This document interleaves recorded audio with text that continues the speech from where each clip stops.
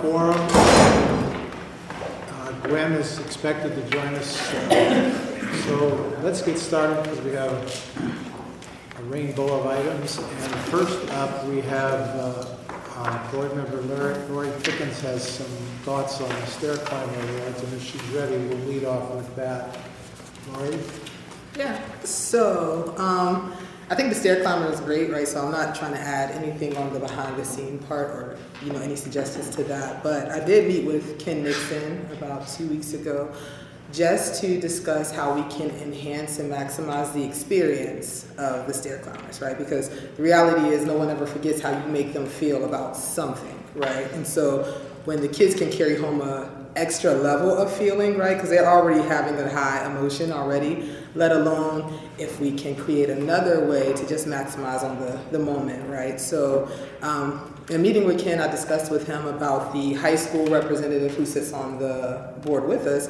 I'm like, maybe that one can go or be in the cafeteria with the students, and they can meet and greet and escort the kids into reserved seating, right? I'm like, not like you sit here, but literally having names, kind of how like when we go to galas, our names are on tables, like it just gives you that extra sense of priority, right? And that we see you and we cut out a space for you, right? So we discussed having reserved seats.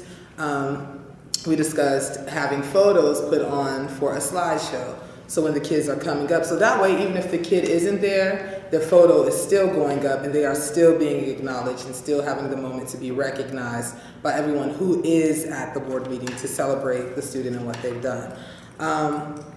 We also talked about the possibility of maybe at some point transitioning, maybe where a high school student can read what is the nominee's bio, right? So that helps bring that link, right? Because we want our younger students to see the high school students doing great things, and we want them to one day aspire to, hey, I want to, sit on the school board as a representative. So all of these things we were just talking about, and I just feel like these are ways that we can capitalize on how we can create a whole nother level of an experience, right, for the students.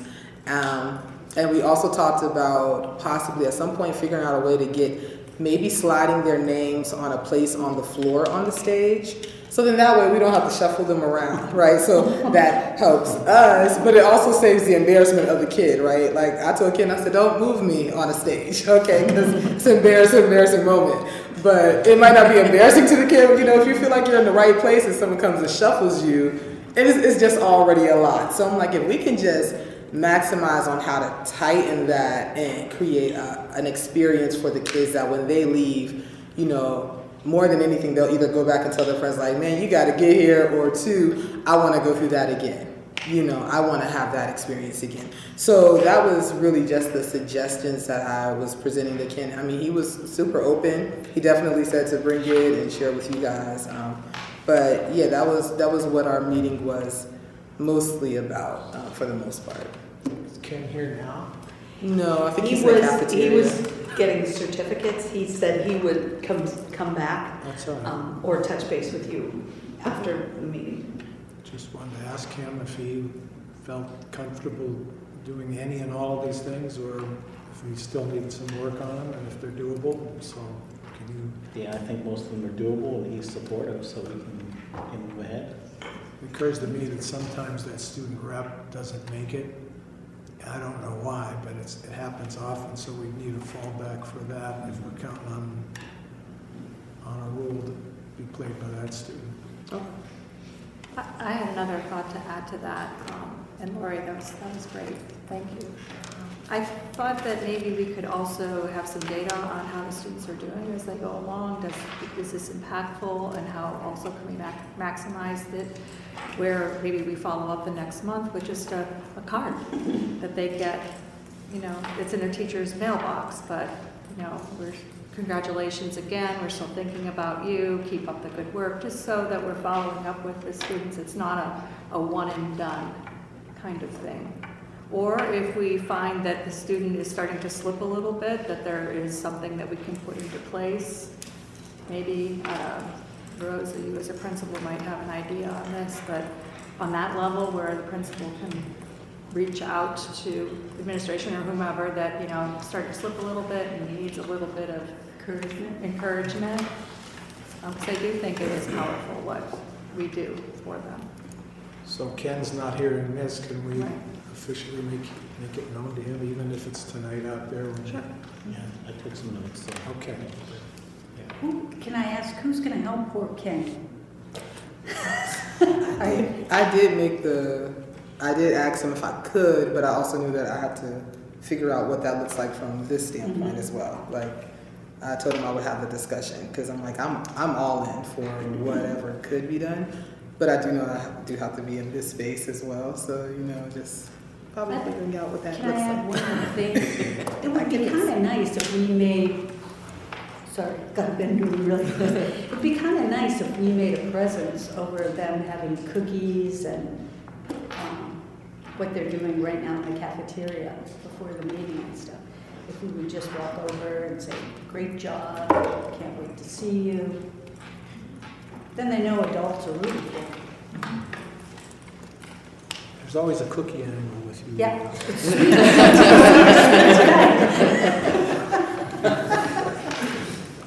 Well, if we could make Ken aware of this too, so that we can put it all together and organize it and make it happen. Nice job, Lori. Next up is the COVID-19 continuity plan. Ms. Polito? Yes, so we've been working hard on pulling together some contingency plans in the event that we have to close schools. So I just want to walk through these things, and Teresa, Neil, if I miss anything, please let me know. Today we met with the nurses and principals. All of us met with Shar Behringer from the Department of Health to learn more about the disease. The nurses had a chance to ask a lot of good questions about it. And we also met, Bea and I, afterwards with Shar just to talk about our preliminary plans and what we intend to do if school does close. And she gave us some good advice, but she also said that we were right on track in where we were going with it. So just to give you an idea of where we're at with that. Right now we have a plan to continue instruction in the event of a closure. We did review that with the administrators this afternoon. It is all online, but we do believe that we are going to have enough devices to be able to pull that off.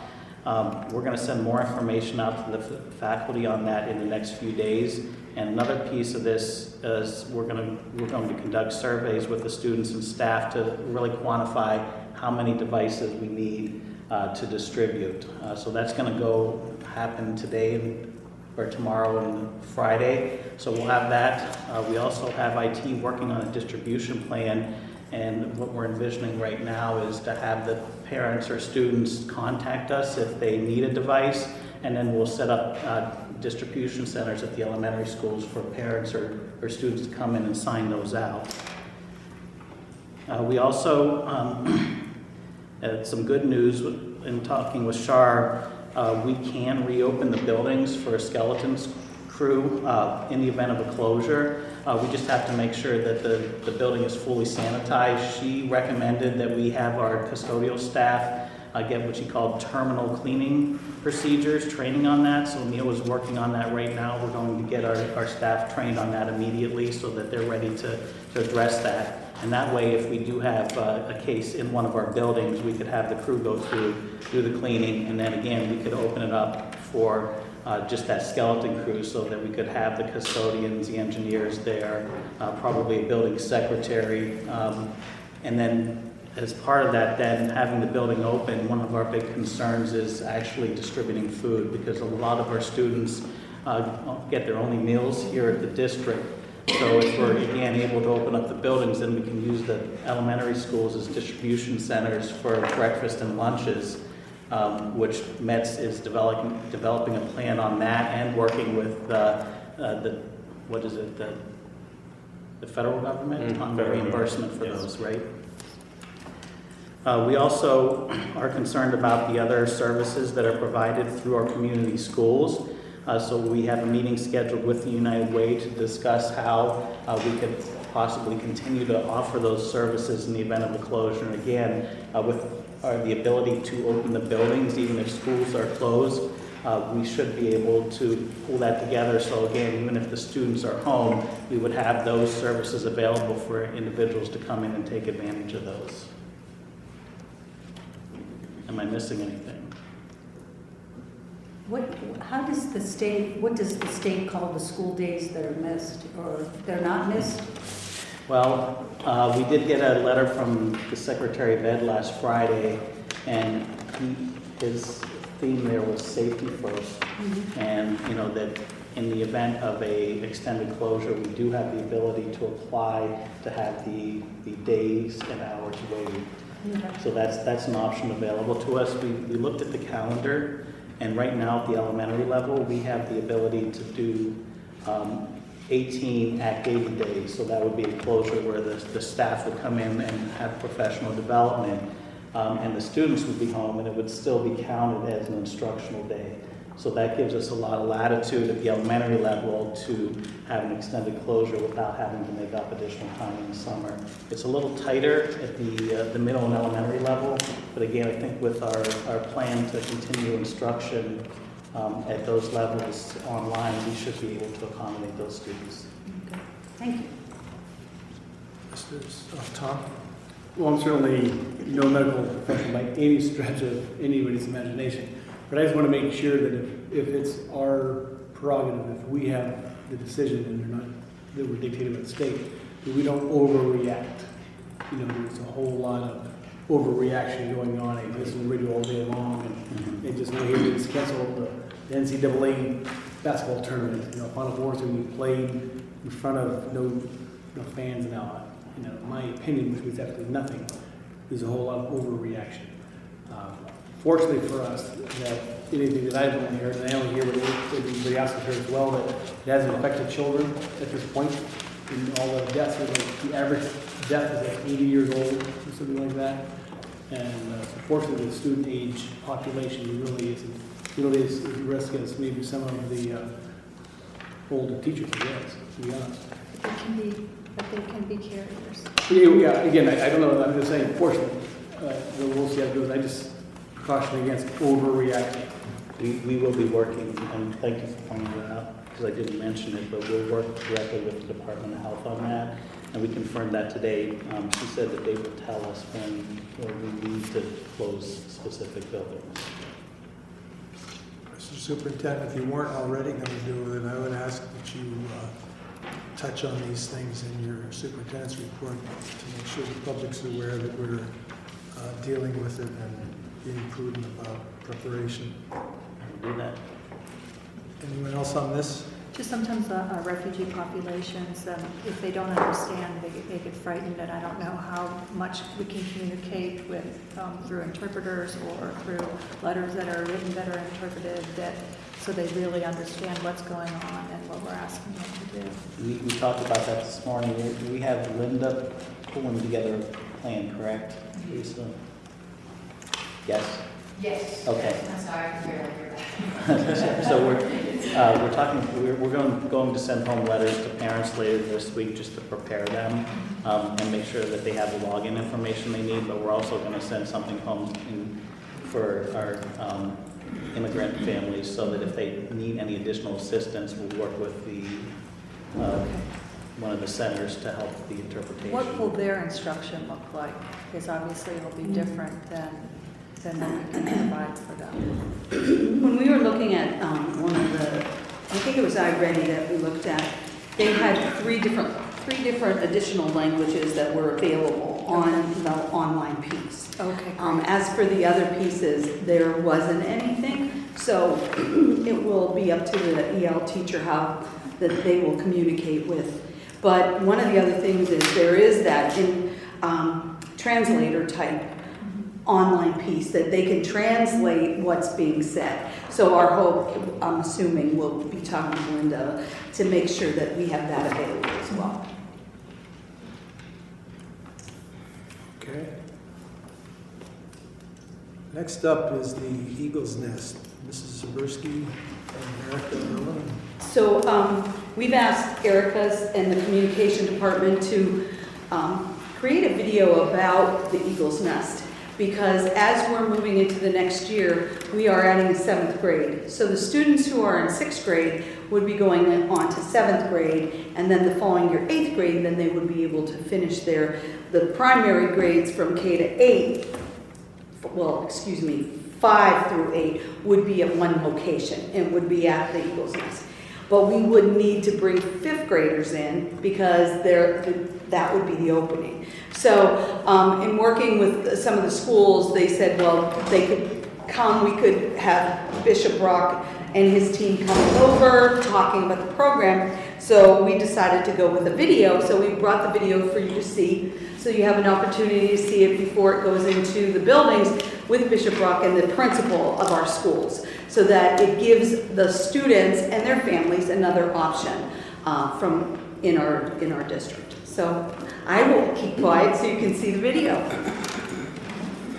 And Dawn did a beautiful job between Dawn and Erica. Doing something that is really transformational as far as these young scholars are concerned, and the totality of our team, not just here but even the school district. We are very, very excited about the possibilities of what's happening.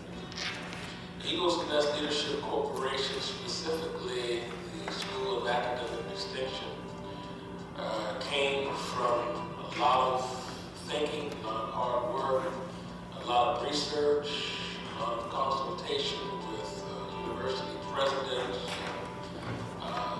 leadership within the confines of our city to bring about a school that is different, a school that is designed to embrace the totality of the child, not only academically but culturally, to embrace the enigmas that they go through every day, even at home, and to embrace the essence of them becoming eagles, becoming young scholars who can soar, looking forward to achievement and accomplishment in their life.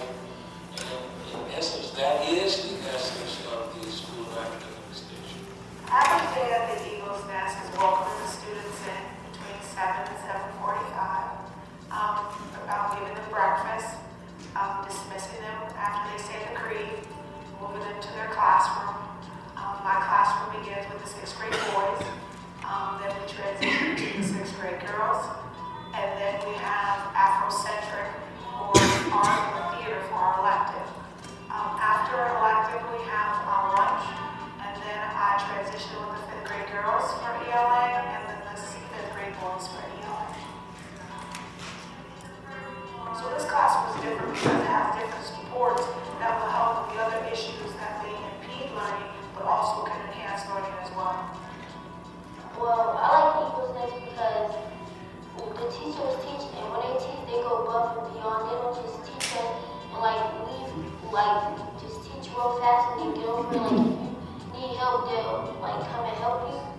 Cafeteria, we have Obama on the wall, we have Michelle Obama, Barack Obama on the wall, and Michelle Obama on the wall, and they just tell us about how you can be anything you could be. Barack Obama, he's a black president, and they tell us that we can be that too. We do a lot of new things, social studies, we learn about a lot of African American people and how they grew up in slavery. And in science, we learn a lot about planets and the solar system. And in ELA, we learn a lot of new words and just a lot of new stuff all the classes. The Eagles Nest is so unique and different from any other school that I've ever been involved with. My child is special needs. She was way behind in reading and math. The Eagles Nest, when your kids come here, they're not just a student, they're not just another number. They're part of a family. Everyone from the bishop right down to the office staff cares about your child like their own child. They do everything they can to make sure that your scholar succeeds. And since the day has been here, her confidence has skyrocketed, her grades have gone up. It's just been a complete turnaround for my child since she's been at the Eagles Nest. When Bishop opened up this program, I definitely wanted to give it a shot. I grew up in and Bishop Rochester as a child, I knew how his brain kind of ran, and I knew how academics was important to him. So I wanted to give it a shot. And since my kids have been here, my daughter, my oldest, is on an IEP. She definitely learns a little bit than most kids, but she's definitely smart. Being in a large classroom in the public school system was a downfall for her because she could not keep up with them, and it was taking her confidence away a little bit. Every day you could see it, and I wanted her to continue to love school. And I knew once she came here, her confidence definitely rose.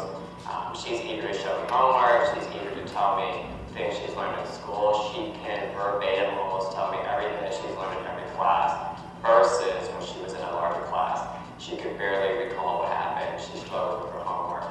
So she has definitely come leaps and bounds. And my youngest definitely picks up things a lot faster already, but her confidence is shot through as well. Awesome. I believe that this school develops an actual, real relationship with the families, not just, hi, I'm your kid's teacher, they come to school here, see you, bye. You know what I mean? And you get that a lot in the educational system because people don't assume that extra. You know, they don't. They want to go to work, be a teacher, get a paycheck, go home. You know, and I think here it is a lot more personal. I think it's a lot more family oriented. Everybody knows everybody. Everybody talks to everybody. You know, this teacher might not teach this child, but they know your child and they talk to you and they communicate with you. I also believe that the kids get more of a one-on-one here than any school I've ever dealt with. And I believe that the one-on-one here is probably the best that I've ever seen. If you want your child to achieve and to accomplish and to understand the dynamics of education, bring them here to the Eagleston School of Academic Distinction, and we will transform them into Eagles that I am a scholar. I am instilled with dynamic purpose. I am instilled with exceptional value. I am instilled with extraordinary genius. Responsibility is my foundation. Courage is my partner, and faith is my breath of life. I can because destiny commands I can. I must because positive creativity dictates my thinking. I show because my unparalleled destiny to prepare, promote, and produce. I will because excellence is my footsteps, justice is my cadence, peace is my rhythm, and strength is my rhyme. I am a scholar.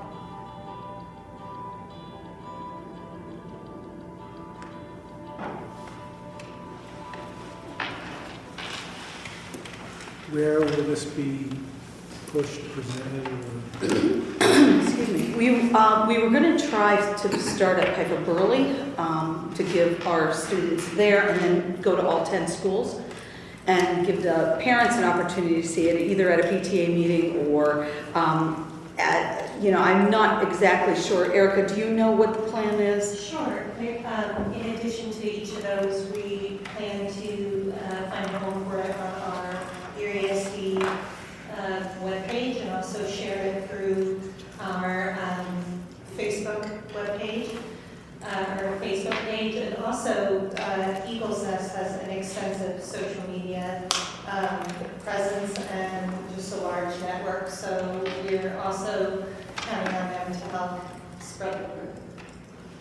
So we would be adding one 7th grade with boys and one 7th grade girls group for the coming year. And again, the 6th grade would move up to 7, 5th grade would move up to 6, and then this would be specifically for our 5th graders who would be coming in. How many? It's 30, it's about 15 to 20 per room.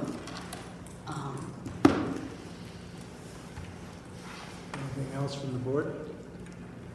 If you haven't been there, please go and visit. I've been there twice now. I just love it, but I won't stay to tutor. But it really, really is a great place.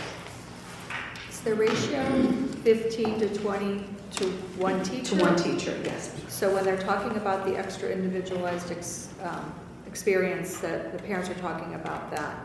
So what they have is part of their the program that they've prepared was an aide in every room. So there would be an aide in every room, and then we have a special education teacher there to support, as well as we've worked with universities so they come in and do some support in their classes as well. Okay, so when you're talking 15 to 20, that's per teacher plus an aide plus a special ed teacher. And how many special ed teachers do we have? Just one there, and she rotates between the 4 rooms. Between the 4 rooms. Have they had a graduating class yet, or that's? No, this is the pilot year, and we actually have been watching data. So we're looking at the data from the baseline to this. We looked at it in January, and then they're working from January till June. We'll see how their PSSA scores. But when we looked at some of the data, Mr. Polito specifically was pulling. We were doing the DIBELS and CDT data, and so we did see some, especially the CDT. The CDTs are very promising. They're sometimes doubling and tripling the average growth in the district with the students. I know we said that we were going to use the same curriculum. Are we using Yes. the same curriculum? So they're using iReady and they're using CKLA, but we also used CKLA for the 6th grade, and we used iReady for the 6th grade. But 6th grade through 8th grade will be using iReady the entire district. And then once the ELA, and Nora's going to share a little bit more about the curriculum a little bit later in the other room, but the ELA group is looking at a curriculum now. So it may not be sixth grade CKLA, it may be the other choice of curriculum, but we would include those students in that as well. So they definitely would have the opportunity to use our curriculum. There are teachers, so those 4 teachers and the special education teacher are ours. The other thing that we have had over there is the grandparent program through GCAC. We have a few of the grandparents who go over and support our students as well. Just for food for thought, I feel like I would be remiss if I didn't bring up this new statistic. The Trevor Project did a survey in last year in which they had about 25,000 students participate. And the Trevor Project specializes in working with students who are LGBTQ identified, who have suicidality and at-risk behaviors, or are taking action to cause self-harm with the intent to end their own life. The highest rise is in the Latinx and the black and brown population.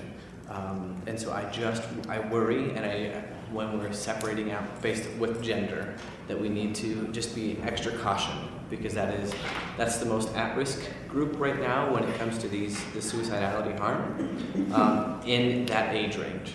So I think we just need to make sure that if we do have gender expansive kids down there, that they're feeling that it's safe for them to come out, because I noticed, and the school looks beautiful, and I noticed the uniforms, but they are very gender specific. So if we have a student who maybe is there, if they can feel that it's okay to come out to somebody and talk to them.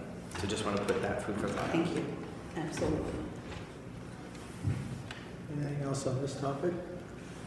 Yes, did the students take the PSSA this year there? Are they on that website? They will be taking it. So they were in their own First time this schools year. last year. So this is the new year. So we'll be looking at it. Absolutely. They'll be taking So it. it'll be reported Yeah. on that website? Okay. Yes.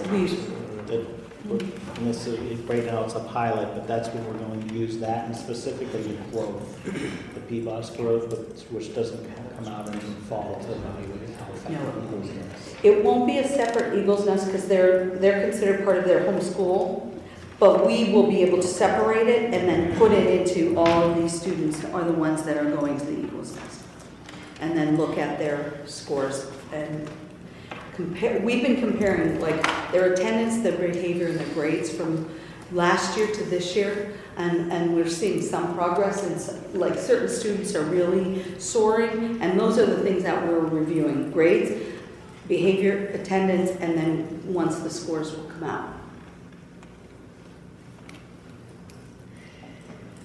Okay, next, Neil Croftman will be explaining banking RFP. Actually, I'm going to defer to John Kuhn.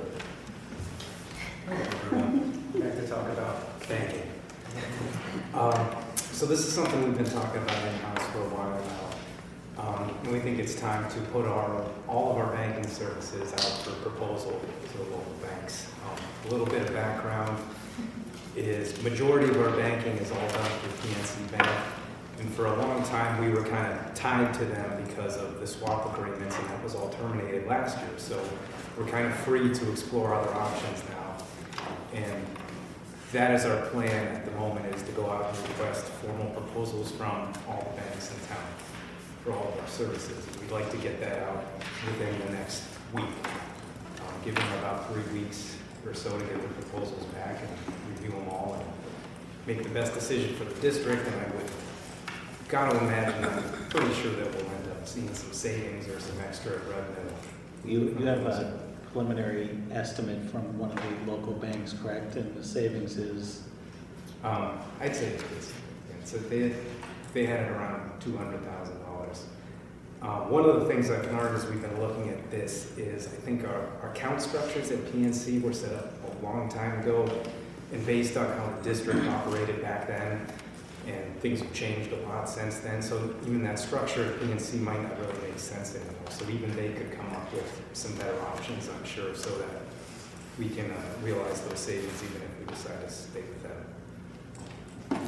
So it's not a one at a time as they come seeking proposals. It's expressing all of our banking activities. Yeah, they'll have their chance to take a look at all of our activity, take a look at how things are done now, and then make their own suggestions on how we can do it better.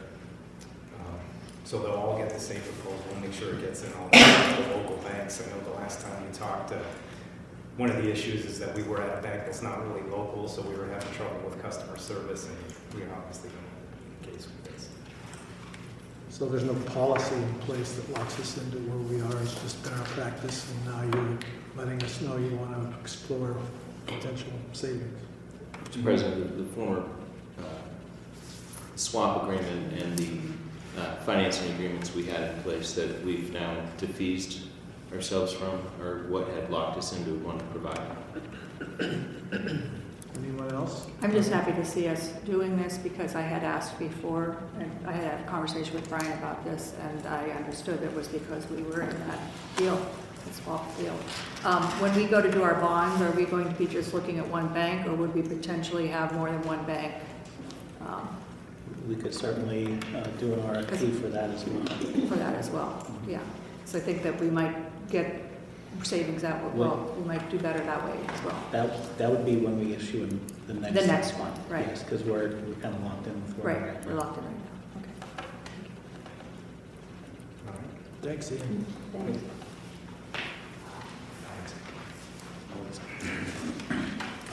Charter enrollment, the superintendent, Mr. Polito. I won't be long on this. I just, at your place tonight, I wanted to give you an update on our charter enrollment district-wide.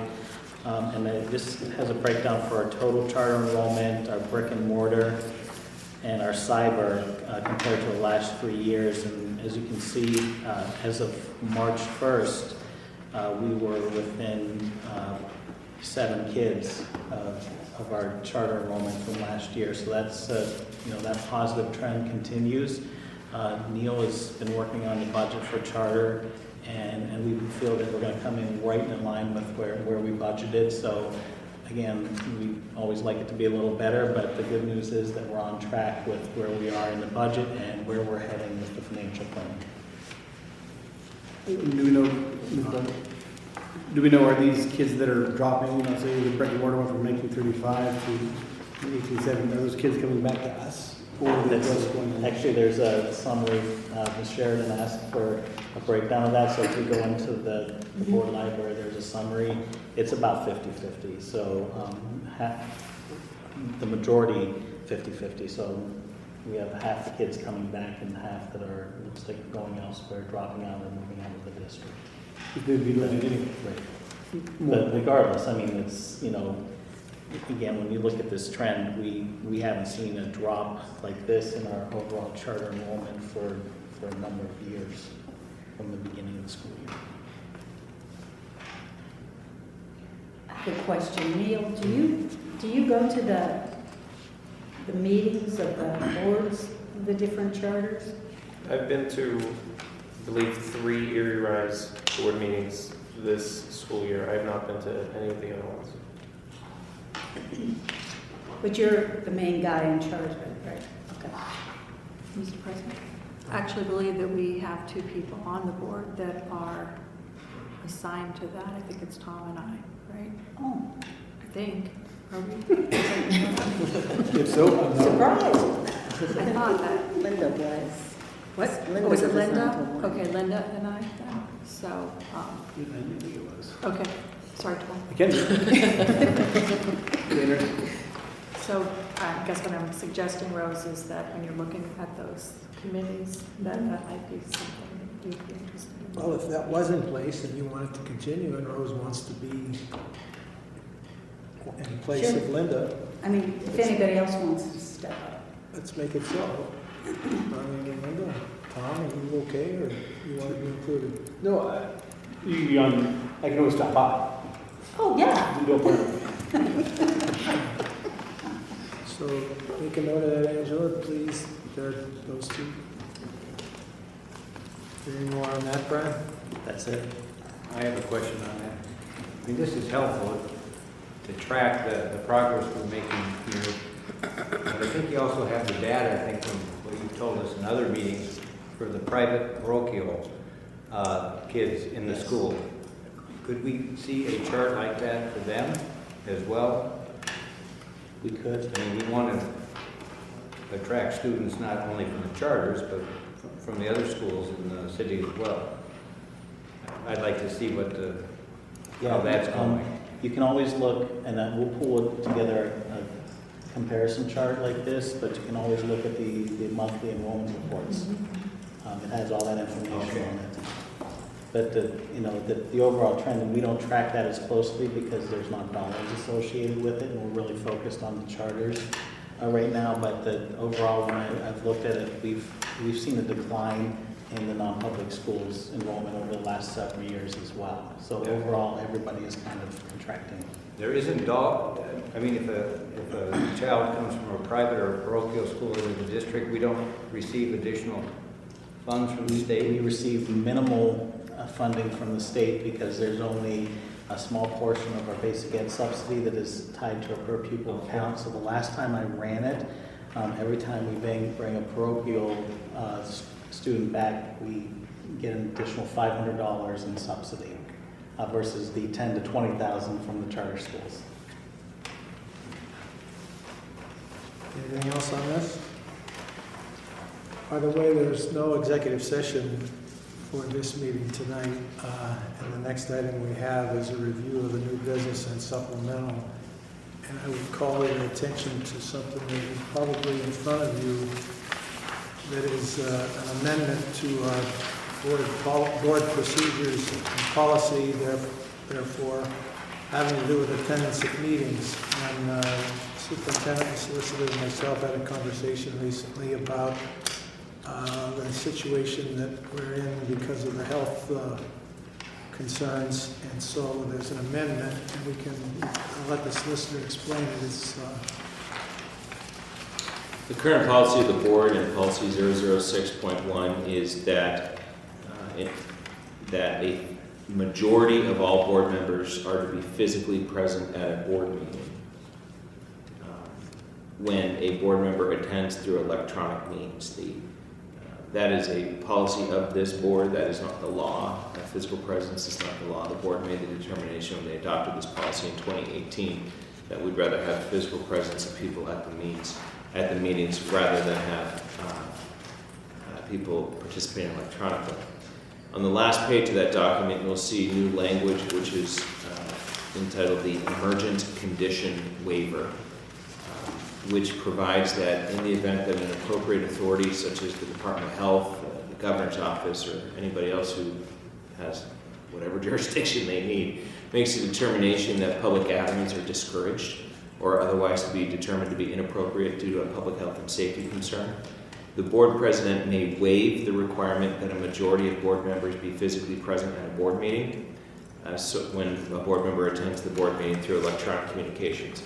What that does is it allows us to have a virtual meeting. Now, I will note that the Sunshine Law still does apply, and we would still have to the Sunshine Law still does apply, and we would still have to advertise in the newspaper, and then also provide a public forum where people could come to the meeting if they wanted to. But the difference is we would have, the school board members who didn't feel comfortable coming out or whatever it may be, participating by either conference call or through video conferencing needs. And you have your heads up on a screen and we'll be able to talk you through that. So this allows for that in the event that we needed to have, we'll call a quasi-virtual meeting. And the way this came about is unsure of what's going to happen next with the coronavirus, and should things take a turn for the worse, and a month from now we find ourselves not able to meet, or being discouraged from it, we can't meet to do this. So this is here tonight as a preparation or a precaution or a prudent preparation for an eventuality that we hope doesn't happen.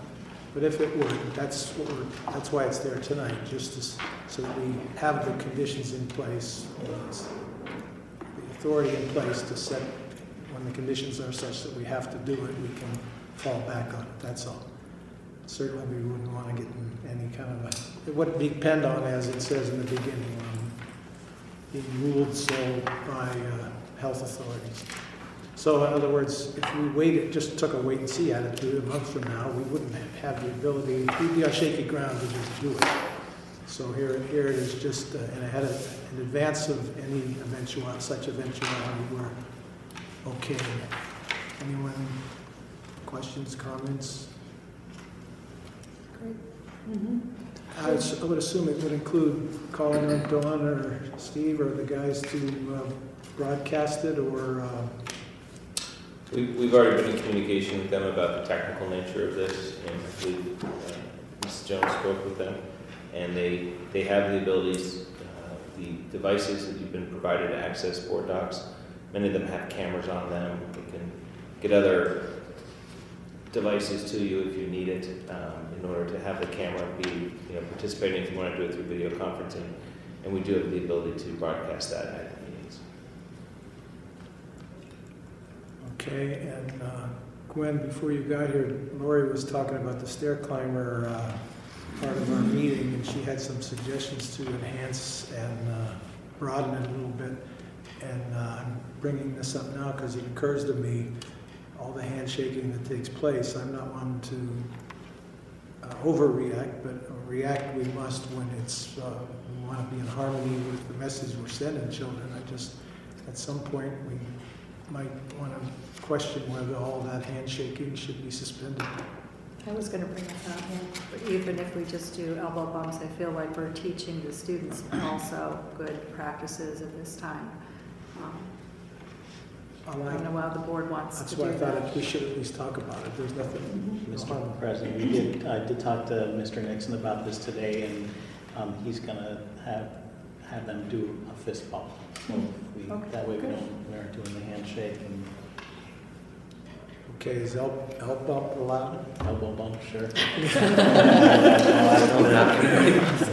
Well, I think, in all seriousness, I think Darlene was saying this, that if the message to young people is that this is a serious thing to do, respect these precautions, and then to say that and then not do what we're talking about. Not do what we're talking about. Doesn't back up the message. Speaking of this, I have been concerned that our students have enough opportunities to wash their hands, because I remember what that was like when I was teaching. So I don't know if you've had a chance to talk to one another administratively about that, and if not, I guess I'm just suggesting that your team gets together and has a conversation about how you go about making sure that they do get an opportunity. I did talk to Mr. Felak last week about it. He had to order some additional supplies and wanted authorization for that, which I did give him. He said that the good news is that we're going through more soap and paper towels than we ever have. So I think that the message has been sent and the students are washing their hands.